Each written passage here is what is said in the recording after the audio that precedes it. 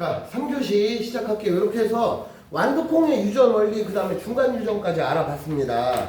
다음, 이제 사람의 유전에 대해서 좀 알아볼게요. 사람. 자, 그래서 여러분들 교재 다음 페이지 24페이지 또 한 번만 읽어보세요. 읽고 나면 또 설명할게요. 페이지 24페이지. 왼쪽 페이지만 봐. 좀 나눠서 갈 거야. 왜냐면 사람의 유전도 조금 헷갈려. 그래서 우선 왼쪽 페이지부터 한 번만 읽어봐.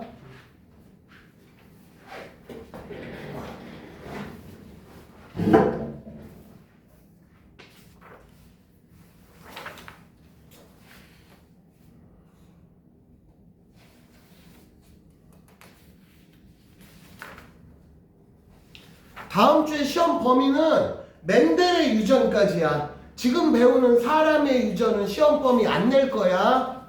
그럼 앞에 생식세포 분열, 세포 분열하고 멘델의 유전까지만이 시험 범위야.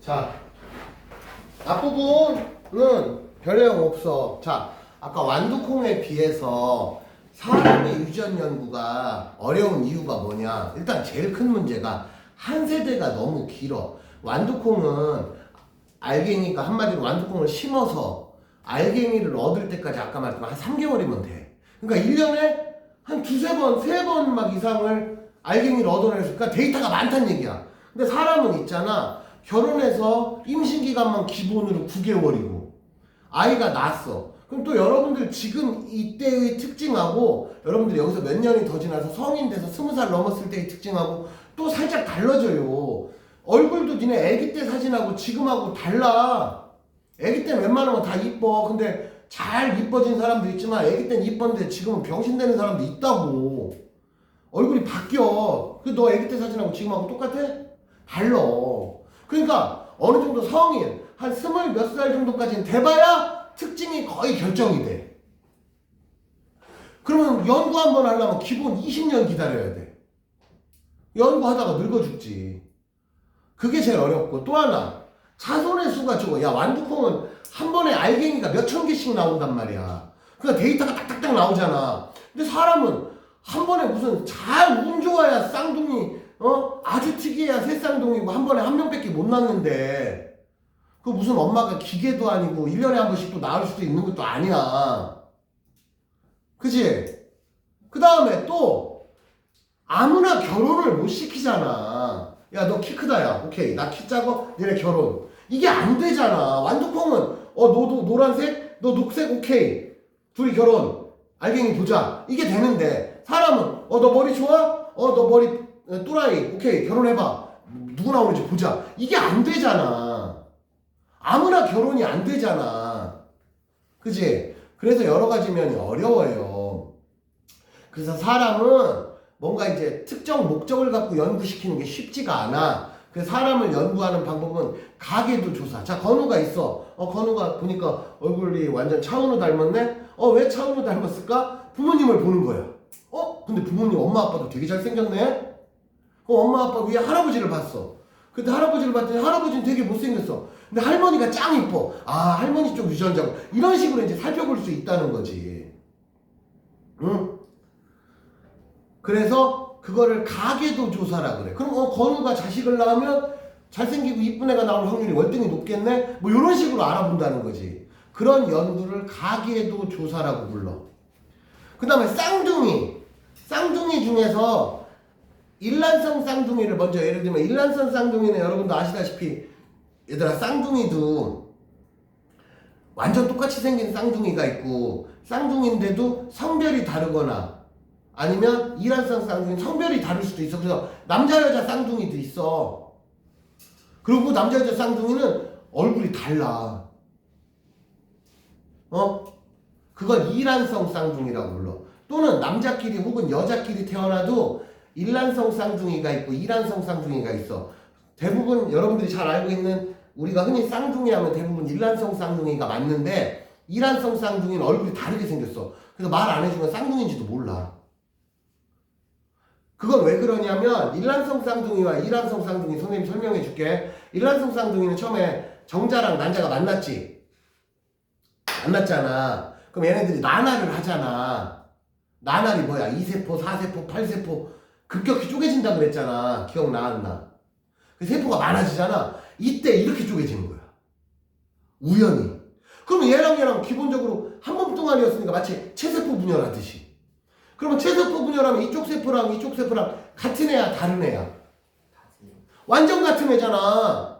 그러니까 일란성 쌍둥이는 이렇게 수정란이 만들어졌다가 우연히 이렇게 쪼개져.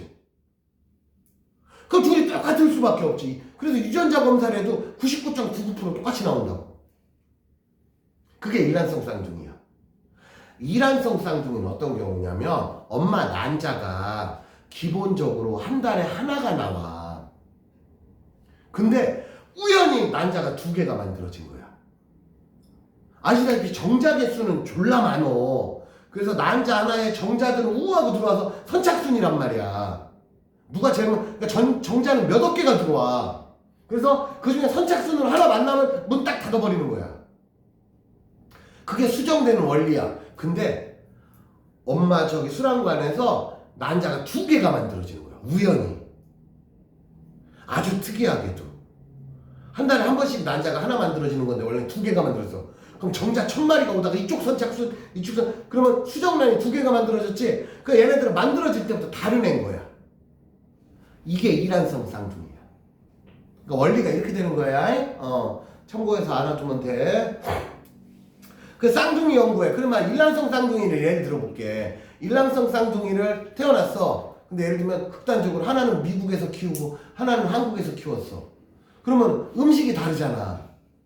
그러면 음식이 다르면 키가 둘이 과연 다를까? 여러분들이 이제 최근에 연구에 의하면 키 같은 경우는 대표적으로 내가 아무리 잘 먹고 잘 커도 유전에 의한 영향이 크다라는 얘기를 최근에 많이 들어봤을 거야. 그치? 그러면 미국에서 막 어렸을 때부터 우유랑 치즈, 빵 이런 거 먹고 큰 애랑 한국에서 밥하고 된장찌개, 김치찌개 뭐 이런 거 먹고 큰 애랑 나중에 봤더니 이제 한 20살쯤 돼서 만났어. 키가 똑같아. 아, 음식하고 키랑은 상관이 없구나. 뭐 이런 식으로 결론을 얻을 수도 있고, 또는 한국에서 자란 애가 더 키 커. 그럼 쌀밥 먹고 자라는 게 키에 더 효과적이구나. 뭐 이런 식으로 예상해 볼 수 있고, 아니면 미국에서 자란 애가 키가 더 커. 야, 그러면 저기 치즈랑 빵 많이 먹고 큰 애가 키가 더 크네? 이럴 수도 있고, 그런 식으로 연구를 해본다는 거지. 근데 말했지만 데이터가 너무 적어서 일란성 쌍둥이 한 명 갖고 결론을 낼 수가 있어 없어? 없어요. 그렇다고 쌍둥이 나올 때마다 한 명은 한국에서 키우고 한 명은 미국에서 키우고 이게 내 맘대로 되는 게 아니잖아. 그치? 그러니까 한계가 있다는 거야. 결론. 사람 연구는 겁나게 어렵다. 그래서 사람 같은 거 약하나 개발할 때도 얘들 어떻게 여러분도 알다시피 햄스터부터 시작해서 막 동물 갖고 실험하고 그러는 거야. 사람한테 직접 실험이 안 되잖아. 그래서 사람 연구가 그렇게 어려운 거야. 어쩔 수가 없다는 거지. 하여튼 그런 얘기들이야. 자, 그래서 일단은 오늘은 여기까지 하고 다음 주에 멘델의 유전, 그러니까 수업이 끝난다는 게 아니고 다음 주에 멘델의 유전과 관련된 거 문제를 풀어야 돼서 일단 진도는 여기까지만 나가고 그럼 얘들아 숙제 먼저 체크해 볼게. 숙제는 페이지 29페이지부터 35페이지인데 어차피 윤상이 다음 주도 못 와가지고 윤상아 체크만 해줘. 과제는 페이지 29페이지부터 35페이지 그냥 끝까지란 얘기야. 근데 우리 사람의 유전 막 ABOC 혈액형 이거 아직 안 배웠잖아. 그런 거 빼고 풀으라고. 그럼 어디까지? 멘델의 유전까지만 풀으라고. 문제 풀다 보면 아 이건 멘델의 유전이야. 아 이건 사람의 유전이야. 아 니네가 문제 풀면 알 거 아니여. 그 멘델의 유전까지만 숙제를 하라고. 요 범위 안에서. 내 말 이해됐지? 사람의 유전은 다음 주에 와서 또 할 거니까 그렇게 했고. 왜냐면 그리고 멘델의 유전까지가 다음 주에 테스트 볼 거고 시험 보면은 엄마한테 특히 뭐 지환이나 현준이는 이제 선생님이랑 수업 처음 하잖아. 다음 주에 시험 본 거는 엄마한테 문자로 결과 나간다고. 한 10문제 정도 낼 거야. 10문제 정도. 그래서 10문제 중에 한 몇 개 맞췄습니다. 이렇게 문자가 나갈 거란 말이야. 그러니까 시험 공부 좀 해오라고. 다시 얘기하지만 시험 문제 일부러 어렵게 낼 마음은 없어. 그러나 억지로 쉽게 내도 시험에 의미가 없잖아. 쉽게 낼 거야. 기본적인 것만 공부는 해와. 근데 공부를 안 하면 풀 수가 없겠는 내야지. 뭐 니네들은 이미 그동안에 선생님이랑 이미 많이 겪어봤잖아. 그럼 이 정도 수준으로 나누구나. 내가 어느 정도 공부를 해야 되는구나. 감은 있잖아. 그거는 그래 안 그래? 그렇잖아. 그러니까 일부러 막 꼬고 꼬아서 어렵게 내는 그런 문제 있었어 없었어? 없어. 그런 건 안 내. 근데 공부는 해야지. 공부 안 하면 점수 안 나오지. 그래서 이거 할 거야. 그래서 윤상아, 선생님은 동영상은 여기서 마치고 지금부터 뭘 할 거냐면 대략 시간상으로 한 20분 정도 남았거든? 근데 우리는 문제 풀을 거야. 지금부터. 오늘 배운 내용을. 근데 윤상이가 이게 없잖아. 그래서 선생님이 나중에 한번 따로 연락을 할게. 그래서 선생님은 저기 학원에 와서 이 프린트를 찾아가든지 어떻게 하든지 이건 선생님이 별도로 얘기를 할게. 그래서 지금부터 우리는 이거 문제 풀고 채점할 거라서 나는 동영상은 3교시 동영상은 나머지는 20분 정도는 이 문제 푸는 시간이라고 생각하면 돼. 그래서 선생님은 동영상은 여기서 일단 끊을게. 나머지 선생님이 따로 전화 한번 해줄게. 자, 3교시 여기서 우리는 끝낼 거야. 지금부터 나머지는 요거 문제 풀고 윤상아 이거 숙제는 해오고 그렇게 참고하면 되겠어요.